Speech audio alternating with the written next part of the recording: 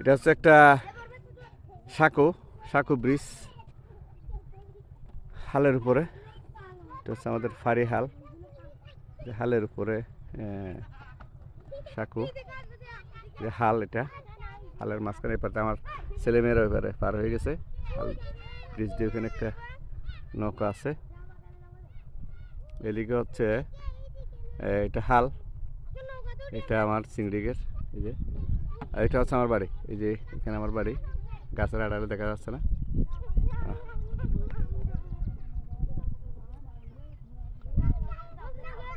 এখানে একটা নৌকা, নতুন নৌকা তৈরি হচ্ছে, এটা নতুন নৌকা তৈরি হচ্ছে।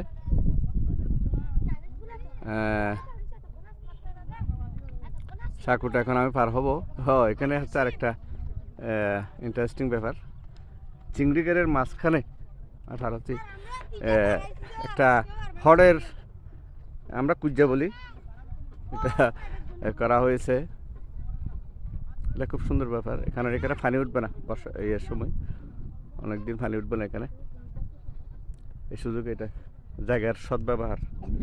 ওখানে গরুও ফেলা হয়েছে, দেখতেছি গরু রাখার জন্য গোয়াল গরু করা হয়েছে।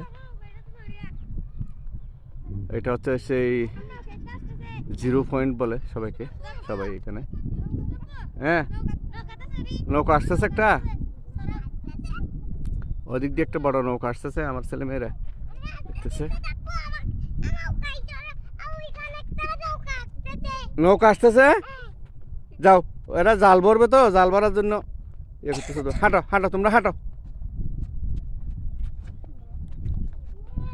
হাঁটো, আমি নৌকাটা ভিডিও করতেছি। আস্তে আস্তে হাঁটো, আস্তে আস্তে দৌড়িও না। একটা নৌকা আসতেছে, নৌকা নিয়ে জাল ভরবে এরা।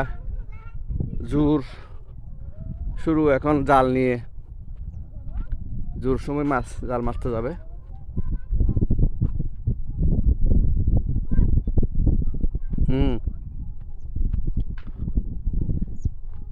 জাল লইলে আমি বিনিকে যা।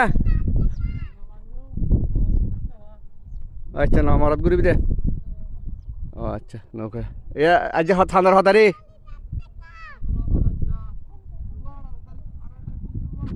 তাহলে তো ডালা ভরে গিয়ে